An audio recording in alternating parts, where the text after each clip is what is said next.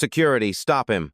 Her voice tore through the glass doors like a siren. Guests froze. Phones lifted. The midday calm of the Horizon Grand shattered in one breath. Laura Weston, hotel manager, red dress, manicured confidence, stabbed a finger toward the man in white standing by the revolving doors. "Thief in my hotel!" she screamed again, louder this time, for the cameras now turning her way. Marcus Hayes didn't move. No panic, no defense. Just quiet eyes, calm as still water. The security guard at his side hesitated, unsure whether to grab him or apologize. The crowd formed fast tourists, bellboys, two businessmen with espresso cups still steaming. One of them whispered, "Is that guy famous?" The other shrugged. "He's about to be." Laura pushed closer, close enough for the cameras to catch the fury on her face. "You think you can just walk in here, record my staff, and steal from my lobby?" Her words landed like slaps. Marcus didn't flinch. Behind them, a cameraman from a travel show adjusted his lens. "Keep rolling," he muttered. "This just got real." Marcus finally spoke. Soft, even, too calm for the storm around him. "You said your hotel," he said. "Are you sure about that?" Laura blinked, thrown off for a half second. "Excuse me?" He took one step forward. "Because from where I stand, you're yelling at the owner." Gasps rippled through the crowd like falling dominoes. The guard froze mid-gesture. Someone in the back whispered, "Wait, what?" Laura laughed it off, the brittle kind of laugh that hides fear. "You? The owner? Don't play games with me." Marcus turned his head slightly toward the cameraman. "Keep the footage. You'll want the truth on record. Before we continue, where are you watching from? Drop your city or country in the comments below. And if you believe in dignity and justice, hit like and subscribe. These stories spark change, and we're glad you're here. Now, back to Marcus. He straightened his cuffs, simple white shirt, no tie, no jewelry, and looked her in the eye. "You called me a thief," he said quietly, "in a place I built." The words hit harder than any shout. For a moment, even the cameras went still. Then Laura tried to recover, voice cracking through the tension. "Get him out!" But no one moved. The lobby, the cameras, the witnesses, they were waiting, not for her orders, but for his next move. The glass doors slid shut behind the crowd, trapping the tension inside like heat. Cameras still hovered, half expecting another outburst. But Marcus Hayes didn't feed the chaos. He just looked around polished marble, gold trim, the faint hum of air conditioning, and breathed. This was his building, though no one here knew it yet. 10 minutes earlier, he had walked in quietly. No entourage, no announcement, just a man checking on his newest acquisition, the Horizon Grand. He wanted to see how the place treated people who didn't look like they owned it. No name tag, no designer suit, just observation. A field test in humility and truth. The front desk had been chaos even before Laura's scream. 2 clerks whispered when he asked for a coffee at the executive lounge. One smirked, the other pointed to the public cafe. "That area's for VIP guests only, sir," they'd said, polite but loaded. Marcus smiled then. It was exactly what he came for. Now, with everyone watching, Laura tried to reclaim control. She straightened her blazer, forcing a corporate smile for the bystanders. "I'm sorry, folks. Misunderstanding, just hotel policy."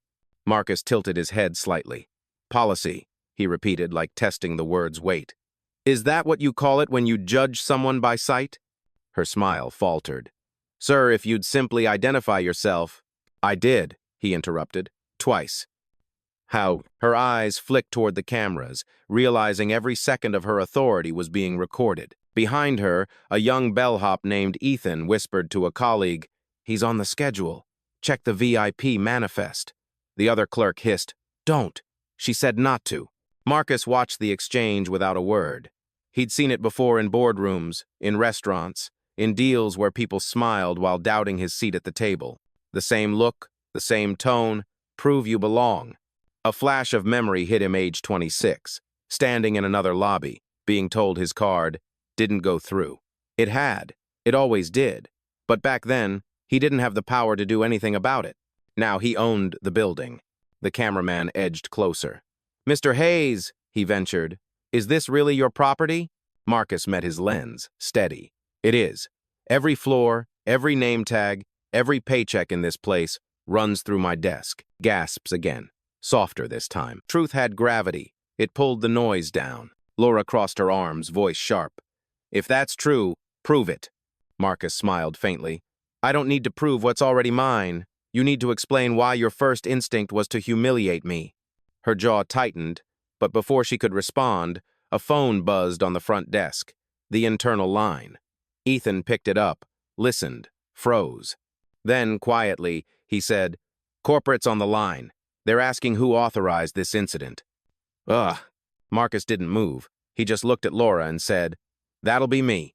The lobby fell silent again, the way it does right before a storm changes direction. The ringing didn't stop.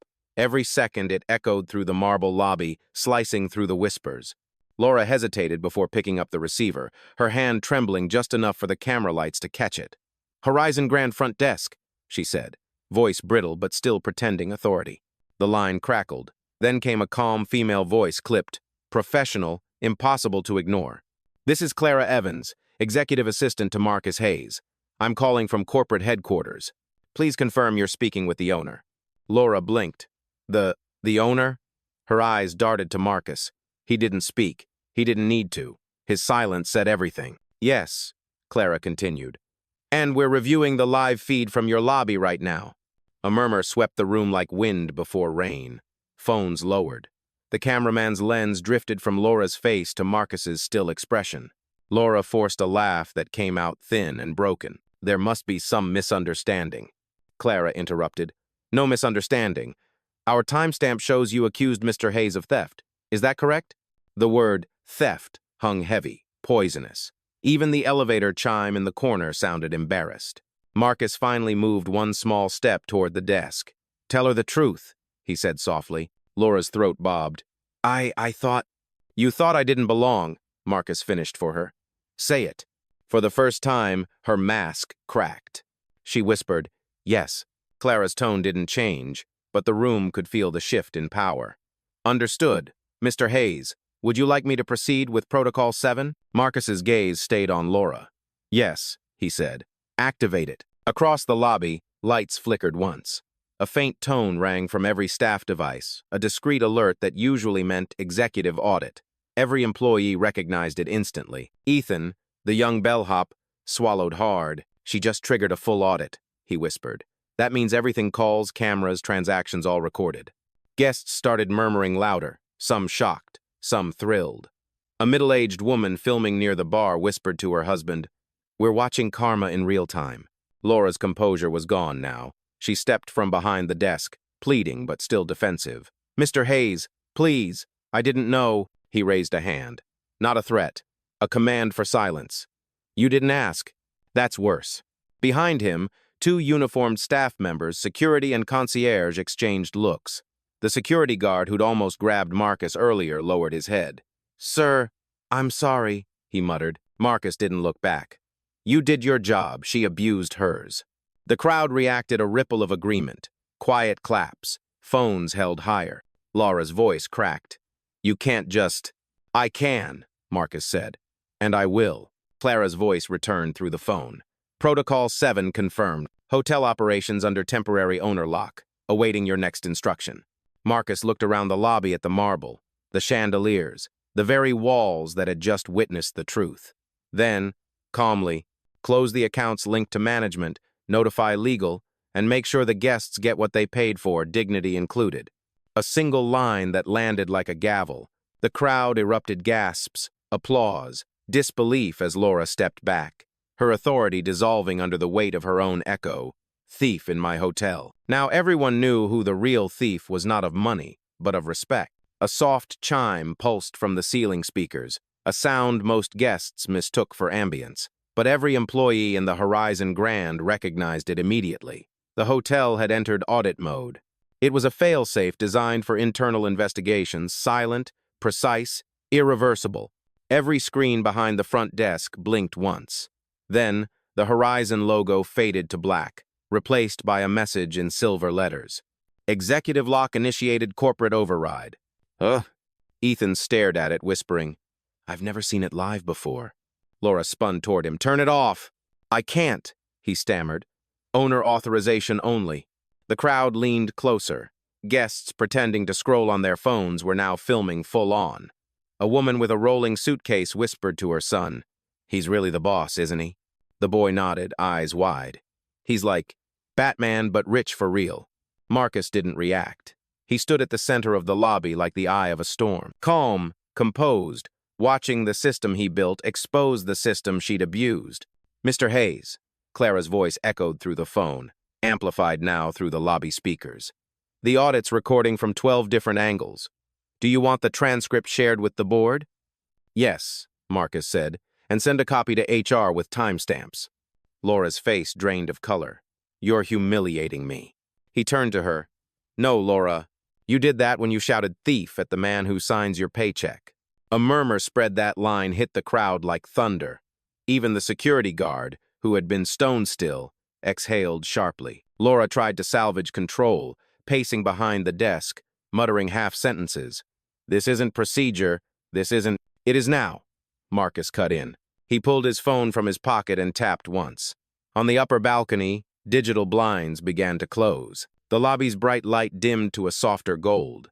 It felt less like a hotel and more like a courtroom.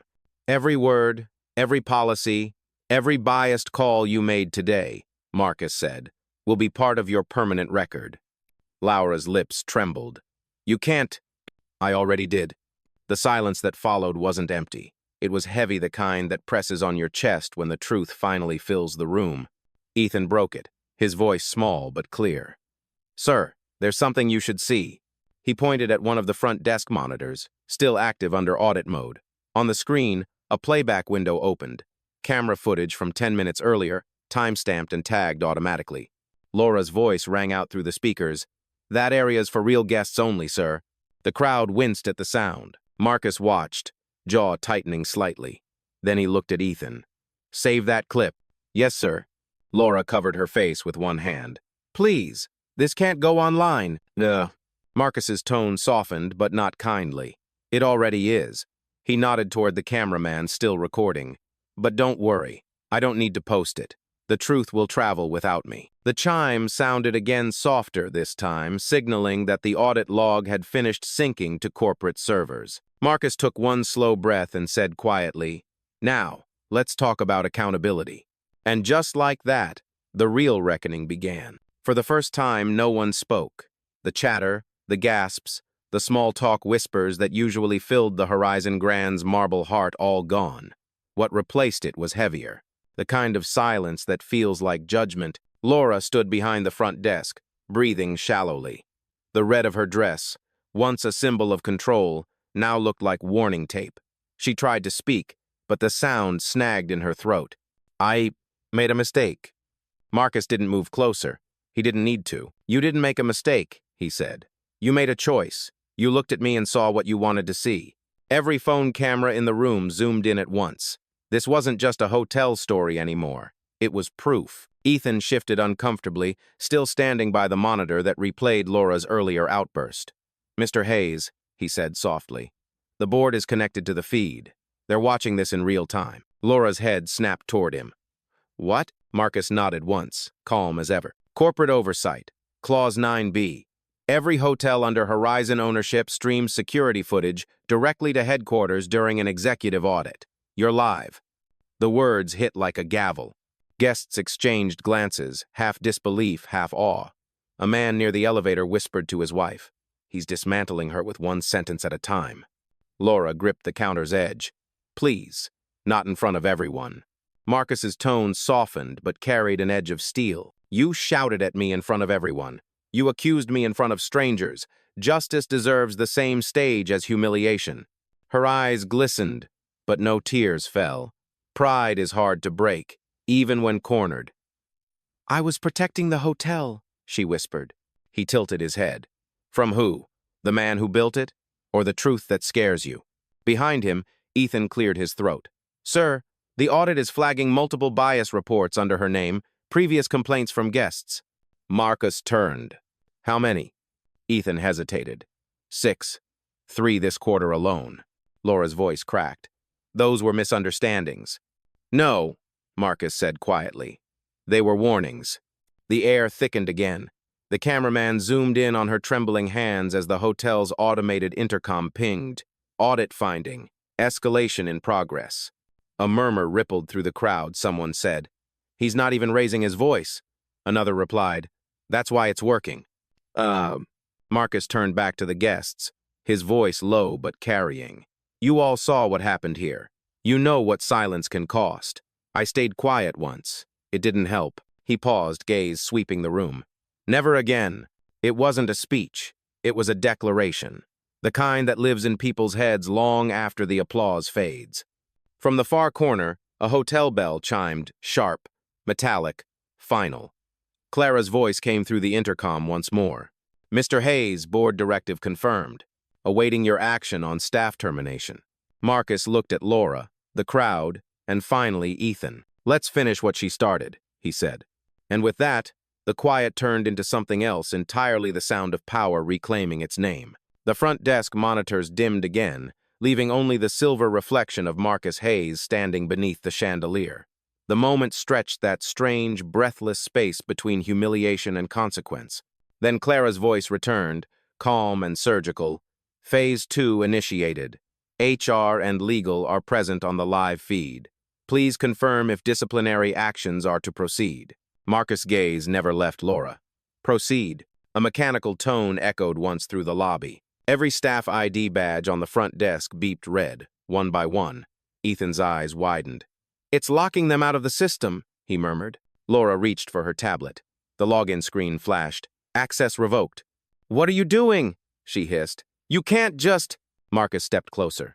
I can, and I should have done it sooner. The cameras caught everything, his calm, her unraveling. Behind the desk, the digital displays switched again. Management suspended pending review. Gasps spread through the room like wildfire.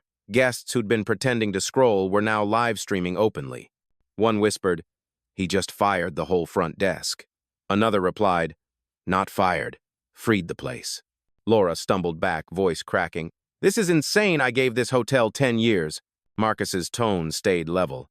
And in 10 years, how many people did you treat the way you treated me today? She tried to answer, but nothing came. Silence told the truth better than words ever could. Then a new voice entered the room, shaky, young. Ethan. Mr. Hayes, he said, you should see this. He turned the monitor toward him. The audit system had pulled up a list of internal emails flagged for discrimination complaints, all under Laura's account. Some were marked unresolved. The crowd shifted. Someone muttered, so it wasn't the first time. Laura's hands trembled. Those reports, those were false. Marcus's eyes hardened. You buried people with policy. You called it protocol. But it was just prejudice, dressed up in a uniform. The line hit like thunder. Clara's voice came through again. Sir, legal confirms documentation. We're ready for formal removal notice. Marcus gave a single nod. Do it. A few seconds later, every monitor in the lobby displayed the same message in clean white text. Notice of termination effective immediately. Ethan exhaled sharply. It's done. Laura's knees almost buckled. She leaned against the counter for support, her voice barely a whisper. You're ruining me. Marcus's expression didn't change. No, Laura, you did that yourself. I'm just ending the rerun. Guests clapped first, one, then two. Then the sound rolled across the marble like surf hitting shore. Marcus turned toward them, not to perform, but to acknowledge. This isn't about revenge, he said. It's about repair. No one should have to prove they belong in a place built to serve everyone. He started to walk toward the exit. The cameras followed, the light catching his reflection in the polished floor. Behind him, Laura sank into the chair she once ruled from. The word terminated glowing faintly on the screen beside her. As the glass doors opened for Marcus, Clara's voice came softly through his earpiece.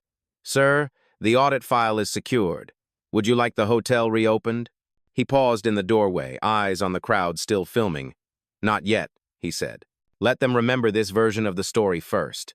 And he stepped out into the sunlight, leaving behind silence, justice, and the sound of redemption taking root. The sun outside burned white through the hotel's glass facade, throwing fractured light across the lobby's marble floor.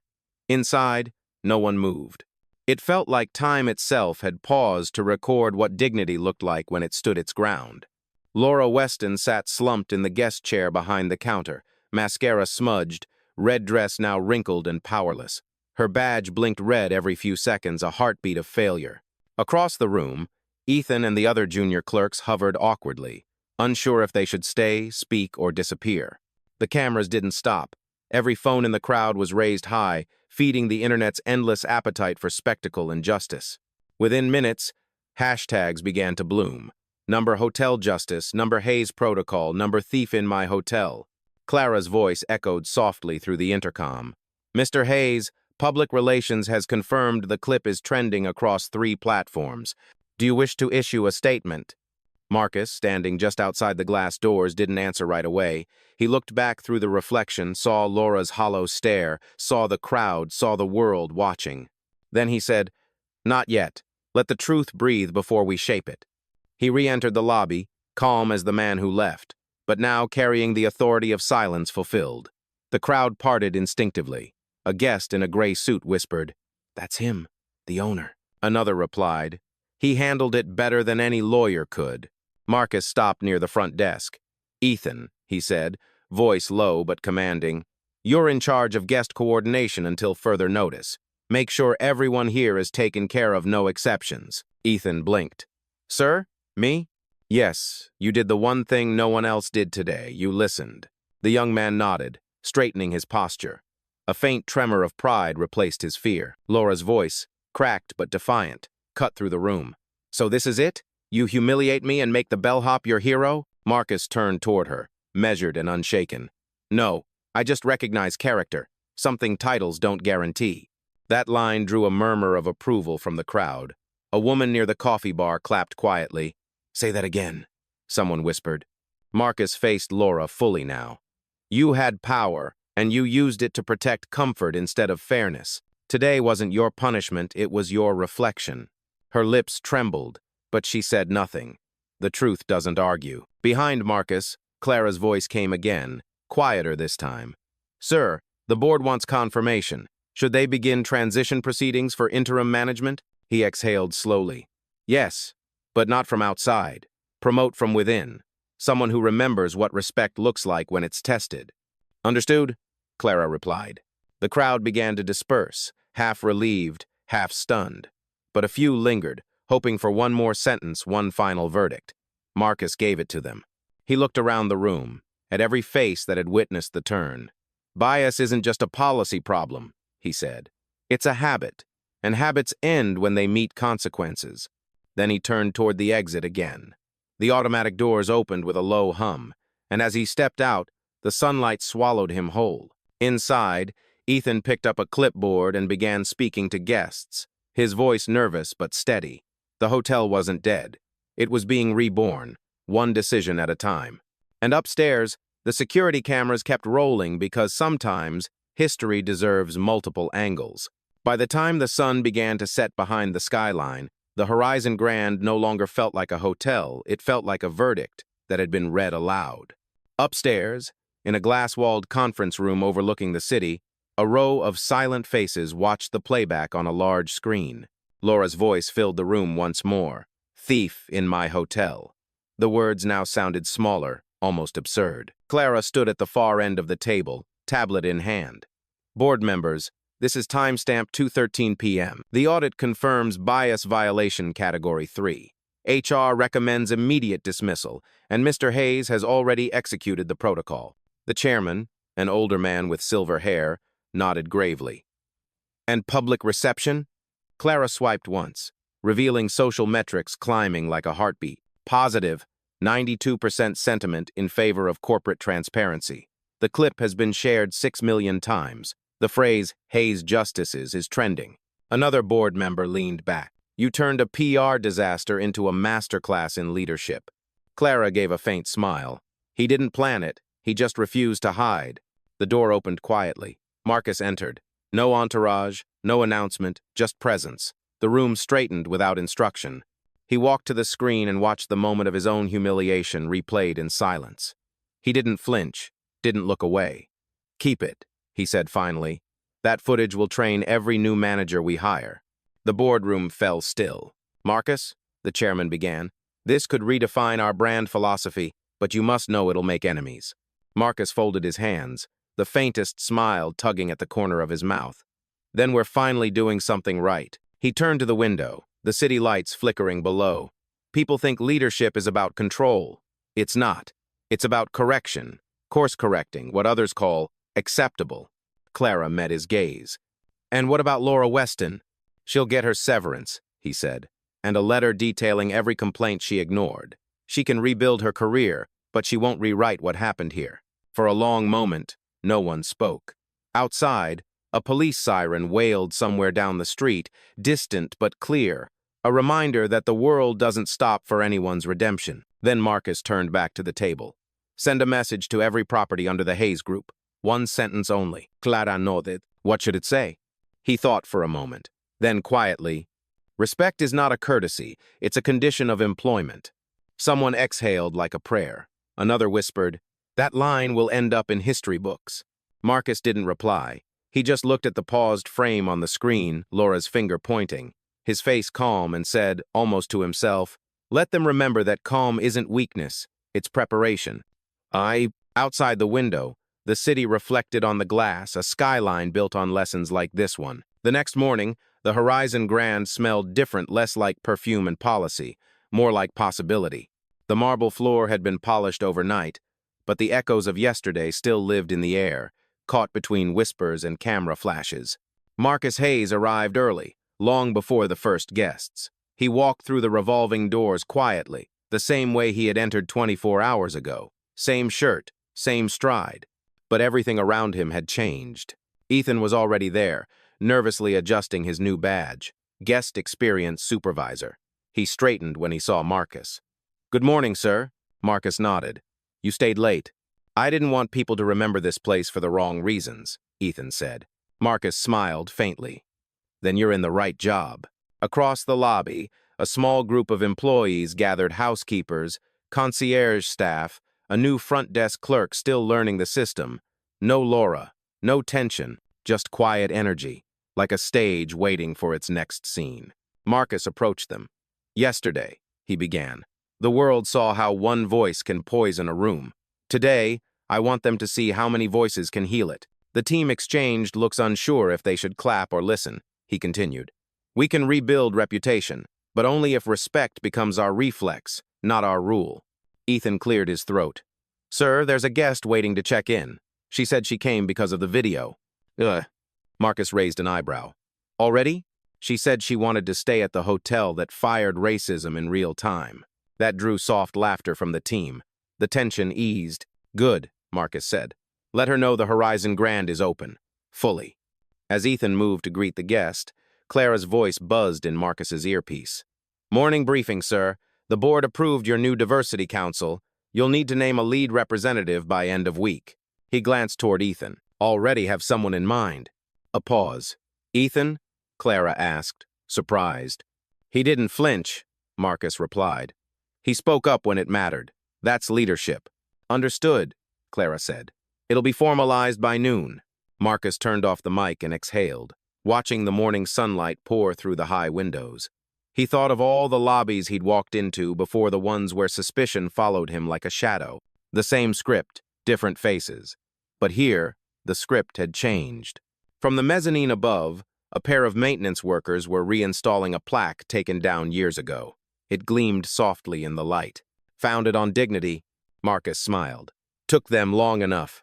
As guests began trickling in, phones out, whispers trailing behind, he let them record.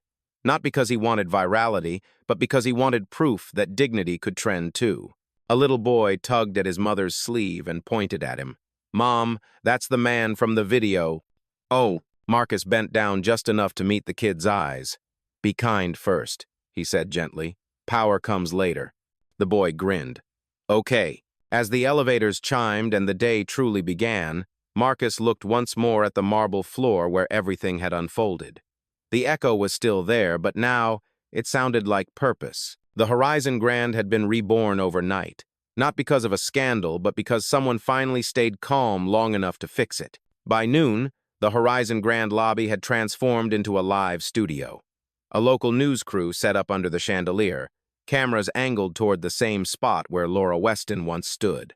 The polished marble floor, still carrying faint echoes of yesterday's confrontation, now reflected tripods, microphones, and the slow hum of curiosity. Marcus Hayes arrived without announcement. He didn't dress for television, just the same white shirt, sleeves rolled up, unbothered by optics. Authenticity was his only wardrobe. The reporter, a poised black woman named Dana Lewis, greeted him with a firm handshake. "Mr. Hayes," she said, "thank you for agreeing to talk. The world's been watching you for 24 hours. He smiled lightly. "Then maybe they'll finally start watching the right things." "People are calling it the lobby lesson," Dana continued. "You turned public humiliation into a masterclass in leadership. How does that feel?" Marcus glanced around the lobby, the staff moving smoothly, Ethan helping guests, even laughter near the front desk. "It feels necessary. Sometimes dignity needs a witness." Dana nodded. "Many say you could have handled it privately. That public exposure ruined a woman's career. What do you say to that?" He paused. "Private correction protects systems. Public correction challenges them. If injustice happens in public, so should the accountability." Her camera operator gave a quiet wow under his breath. Dana leaned forward slightly. "You didn't raise your voice once. Was that intentional?" Marcus's eyes softened. "Anger is easy. Control is expensive. I just paid the price I could afford." He looked past the lens where Ethan was now checking in an elderly couple.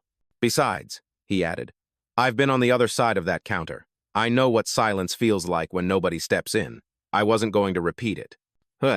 Dana let the moment breathe. The lobby seemed to listen with her. Then she asked, "What's next for Horizon Grand?" Marcus folded his arms. "We rebuild it policy by policy, person by person. This isn't just about one hotel. It's about every place where bias hides behind professionalism." "And Laura Weston?" "She'll get help. Bias doesn't end with punishment, it ends with education. But education only works when people lose the illusion of superiority." The words landed with quiet weight. Dana glanced at the camera, then back to him. "One last thing, Mr. Hayes. Millions saw your calm yesterday and called it power. What do you call it?" He smiled, slow and sure. "Preparation. You don't wait for respect, you prepare to earn it every day." Silence again, but this time it wasn't heavy. It was reverent. Dana lowered her mic. "That might be the line of the decade." Marcus shrugged. "Let's hope it becomes a habit instead." "Oh." As the crew began packing up, Ethan approached, holding 2 coffees. "You looked good on camera, sir." Marcus chuckled. "That's because I wasn't acting." Through the glass doors, sunlight painted the lobby in warm gold. Outside, people were already gathering, taking photos under a new banner hung above the entrance. It read, "The Horizon Grand where respect checks in first." Ugh. Marcus watched it flutter in the wind and said quietly, more to himself than anyone else, "Now that's a story worth filming." By the end of the week, the video had outgrown the hotel. It wasn't just trending, it had become a mirror. Clips of Marcus's calm response looped across news feeds, stitched into podcasts, and quoted in leadership workshops. Students debated it. Executives reposted it. Strangers argued about what real professionalism looks like. The internet called it the Horizon moment. In the corporate offices downtown, Clara stood before a wall of screens displaying dozens of Hayes Group properties. "Mr. Hayes," she said through the secure call, "we've had reports from managers across the network. Staff are asking for retraining voluntarily. They're saying they don't want to be the next Horizon story." Marcus, sitting at his desk, sipped his coffee. "Good. Fear isn't the goal, but awareness is a start." She hesitated. "You realize you've become a symbol now. Some call you a hero. Others say you humiliated a woman on camera." He looked out the window where the city stretched wide and alive beneath him. "Symbols are fragile, Clara. I'm not one. I just did my job." He set the cup down. "Send the new policy draft to all hotels. Add one clause. Every employee, no matter their title, must complete empathy certification. Call it the Horizon Standard." Clara smiled faintly. "The board will love that name." "Good," he said, "because it's not for them, it's for the guests who stopped believing we see them." Later that day, he returned to the Horizon Grand. The lobby looked different again, not just cleaner, but lighter. A quiet dignity hung in the air like fresh paint. Ethan greeted him at the door. "We've had 3 full bookings today, sir. Guests said they came for the principal." Marcus grinned. "Principals make for better guests." He walked the perimeter of the lobby, noticing small but powerful changes. Staff name tags now read, "Here to listen." A wall near the reception featured portraits of employees with their personal pledges underneath. Respect first. Fairness always. Near the elevators, a framed newspaper front page caught his eye. The headline read, "From Accusation to Transformation, How One CEO Changed the Script." He stopped for a long moment, staring at the photo himself mid-sentence, Laura in the background, the crowd between them. Ethan stepped up beside him. "You think she'll be okay?" Marcus nodded slowly. "Eventually. Most lessons that hurt are the ones that last." Ethan hesitated, then said, "Sir, some people online are calling you the quiet storm." Marcus chuckled softly. "Storms destroy. I'd rather think of it as weathering." He looked around the lobby again, at the guests smiling, the staff laughing, the cameras now gone. "We didn't burn the house down, Ethan. We just opened the windows." Outside, the city evening hummed car horns, footsteps, a breeze carrying the smell of rain. And inside the Horizon Grand, respect no longer needed security to guard it. It had become the air everyone breathed. Night fell over the Horizon Grand like a curtain closing on a play that had earned its standing ovation. The chandeliers were dimmed now, their light soft and amber. Guests lingered in the lounge, not because of luxury, but because of something rarer, peace. Marcus Hayes sat alone near the lobby window, watching the city hum below. The building felt alive again, its heartbeat steady, restored. The hum of quiet conversation replaced the echoes of accusation. Where shame had once stood, dignity now lived. Ethan approached quietly. "Sir, last guest just checked in, full house." Marcus smiled. A full house built on better ground. He took a long breath, the kind that carries both exhaustion and pride. "You know," he said, "my father used to tell me, respect isn't given, it's recognized. Took me 38 years and one hotel lobby to understand that." Ethan hesitated. "Do you think people will forget what happened here?" Marcus shook his head. "They'll remember the shouting for a while, but the silence after the calm, that's what will last. That's when people started listening." He rose, buttoning his jacket. "Tomorrow, we start a new campaign. No billboards, no slogans. Just stories, real ones. Every guest who's ever been overlooked will tell their story here. On our walls, in our hallways. Let this hotel speak for the people it once ignored." Ethan nodded, eyes bright. "That's beautiful." "It's overdue," Marcus said simply. Outside, thunder murmured in the distance, low and steady. Not a storm, just rain preparing to cleanse the air. Clara's voice came through the earpiece one last time. "Sir, the board has approved the new standard globally. Every Horizon property will display the plaque by Monday." Marcus looked up at the glass doors, where workers were installing a new inscription above the entrance. The words glowed in brushed gold. "Power is quiet when it's true." He smiled, then turned off the earpiece. "Tell them good night, Clara. The story's already told." He walked toward the front desk, the same place where the word thief had once echoed. Now, the only sound was the steady patter of rain against glass. He stood there for a moment, looking at his reflection, older, calmer, certain. "I don't need to prove what I built," he murmured. "I just need to protect it." Ethan, standing a few steps away, said softly, "You already did, sir." Marcus nodded. "Then let's keep it that way." He stepped outside into the rain. The city lights blurred in the wet pavement. The banner fluttered gently above him where respect checks in first. For a moment, the world seemed still, listening. And with quiet confidence, the same quiet that had changed everything, Marcus Hayes walked away, leaving the lobby behind him not as a battleground, but as proof that justice doesn't always arrive loud. Sometimes, it just stands tall, breathes deep, and holds its ground.